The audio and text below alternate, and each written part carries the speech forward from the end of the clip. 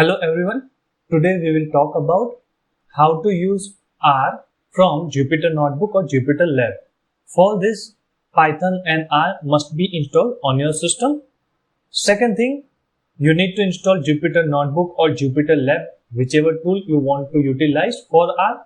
Third is you need to use these two packages, install.packages and ikernel, these two packages from R. So for that, you can go to your R Studio and you can paste those two commands over here like this from console. And the last step is from terminal, just run the command Jupyter Notebook or Jupyter Lab and then go to over here and you will get this option R. So this is for Jupyter Notebook.